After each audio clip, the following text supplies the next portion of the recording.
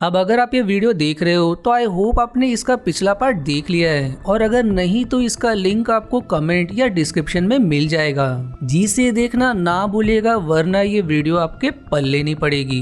Episode 7 की शुरुआत में हमें टोक्यो शहर दिखाया जाता है, जहाँ शून का गैंग मेंबर मुराकावा शून की गोली बाहर निकालता है और उसका इलाज कर रहा होता है। शून अब मुराकावा को बताता है कि वो यागिमी से अपने भाई की मौत का बदला लेगा, लेकिन मुराकावा शून को यागामी से माफी मांगने को कहता है, जिसकी बाद शून शॉवर लेने चला जाता है। अब शॉवर लेने के बाद शून यागामी के पास आता है और सबके सामने माफी मांगता है, लेकिन यागामी इसके बदले शून की इंसल्ट करता है और उसे बहुत बुरे से डंडे मारता है, जिसके बाद यागामी के लोग घायल शून को उठाकर बाहर फेंक देते। अब घर वापस आकर शून अपनी गन से आत्महत्या करने की कोशिश करता है, लेकिन अपने भाई की तस्वीर देखकर वो रुक जाता है, जिसकी बाद वो यागामी के पिता के पास जाता है और उसे अगवा कर लेता है। जिसके बाद शून यागामी को फोन करके इस बारे में बताता है और उसे यहाँ अकेले बिना हथियार के आने को कहता है। अब थोड़ी देर बाद यागामी वहाँ अकेला आता है। शून अब यागामी के सामने उसके पिता को शूट करने की कोशिश करता है, लेकिन ऐसा कर नहीं पाता, और तभी मुराकावा शून को पीछे से मारकर गिरा देता है। अब यागामी मुराकावा से गन मांगता है ताकि वो शून को मार सके, लेकिन कुछ देर सोचने के बाद मुराकावा यागामी को ही शूट करके मार डालता है। अब इसके बाद वो यागामी के पिता को मारने वाला होता है, लेकिन शून उसे ऐसा करने से मना करता है। अब यहाँ से बाहर निकलने के बाद शून मुराकावा को धन्यवाद करता है और 3 प्लेनेट पर जाने के लिए निकल जाता है। फिर इसके बाद सीन प्रेजेंट में आता है, जहाँ कैटी और गार्सिया खाना लेकर ली के कैबिन में जाती है, लेकिन उन्हें पता चलता है कि ली अपने कैबिन में नहीं है। जिसके बाद सीन शिफ्ट होता है और हमें ली और लोगन को दिखाया जाता है, जो किसी खाली पड़ी सेल में छिपकर बैठे होते हैं, और ली यहाँ अपने डिवाइस ठीक कर रही होती है, क्योंकि उस डिवाइस में सभी की जानकारी होती है, जिसकी मदद से ली सभी से एक एक करके उनके पास से रिलेटेड सवाल पूछकर आसानी से इन्फेक्टेड पर्सन का पता लगा सकती है।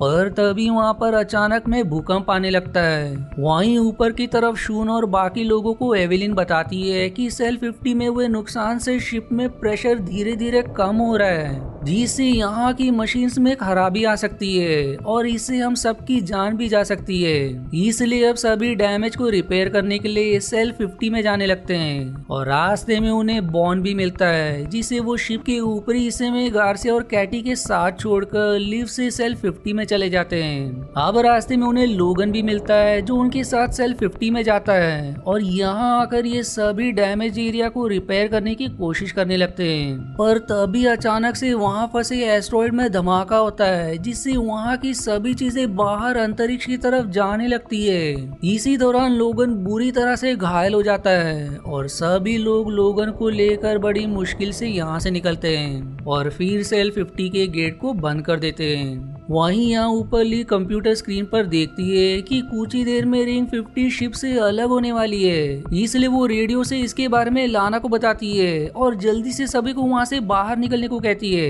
लेकिन वहाँ से बाहर निकलते वक्त लाना पीछे रह जाती है और दरवाजा बंद हो जाता है, जिससे लाना सेल 50 में ही लॉक हो जाती है। अब सेल 50 के शिप से अलग होने में सिर्फ 20 मिनट ही बचे होते हैं। वहीं लोगन की हालत काफी खराब होती है, इसलिए हेनरी और एवेलिन उसे इलाज के लिए ऊपर ले जाते हैं, और शून वहीं पर लाना के पास रुकता है। लाना अब यहाँ शून से कहती है कि वो मरना नहीं चाहती और शून से उसे बचाने की विनती करने लगती है, और तभी शून को एक आइडिया आता है, इसलिए वो लाना को सेल 50 में रखा एक स्पेस सूट पहनकर सेल इंजेक्शन के समय सेल 50 में बने छेद से कूदने को कहता है, जिससे बाद में वो उसे अंतरिक्ष से वापस शिप में ले लेगा।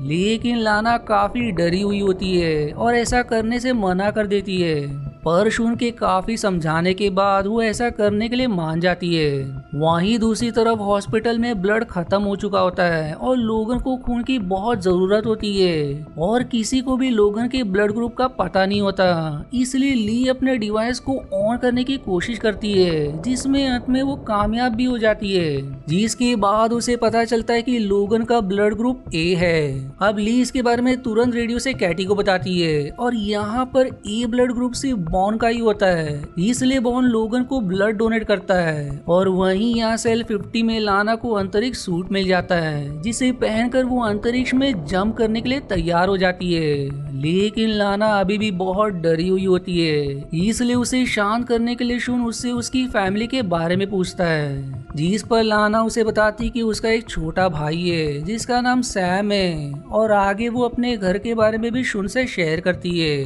अब शून से बात करके लाना का डर थोड़ा कम हो जाता है और फिर वो सेल 50 में बने छेद से बाहर निकल जाती है। जिसके बाद अब सेल 50 के शिप से अलग होने के समय शून अपने रिंग के दरवाजे को ओपन करके लाना को अंदर ले आता है और इस तरह से लाना की जान बच जाती है। लाना अब शून को उसकी जान बचाने के लिए बहुत धन्यवाद करती है, जिस पर शून इसका कोई जवाब नहीं देता और अपने केबिन में चुपचाप चला जाता है। फिर इसके कुछ देर बाद लाना शून के केबिन में आती है और शून के बेड पर आकर सो जाती है। दूसरी तरफ हमें लोगन को दिखाया जाता है जो अब भी बेहोश होता है और कैटी उसके पास बैठी होती है। और तभी वहाँ ली आती है जो कैटी से कहती है कि कुछ देर वो लोगन का ख्याल रख लेगी। तब तक वो कैटी को आराम करने के लिए कहती है।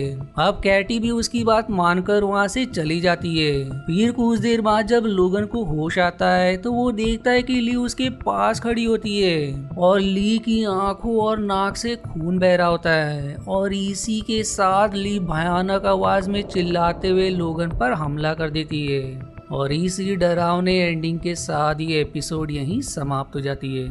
अब अगर आपको इसका अगला पार्ट देखना है तो इसका लिंक या तो आपको कमेंट या डिस्क्रिप्शन में मिल जाएगा, और अगर नहीं तो इसका अगला पार्ट मैं जल्दी पोस्ट करूंगा। इसलिए मेरे चैनल को सब्सक्राइब करना ना भूलेगा ताकि आपसे अगला एपिसोड ना मिस हो। और वहीं अगर आपको मेरी वीडियो जरा भी पसंद आती है तो प्लीज इसे लाइक जरूर करें। और आज के वीडियो में इतना ही। आशा है आपको मेरी एक्सप्लेनेशन पसंद आई। यदि हाँ तो प्लीज वीडियो को लाइक करना और चैनल को सब्सक्राइब करके सपोर्ट करना ना भूलें। मिलते हैं अगले एक्सप्लेनेशन वीडियो में, तब तक के लिए धन्यवाद दोस्तों।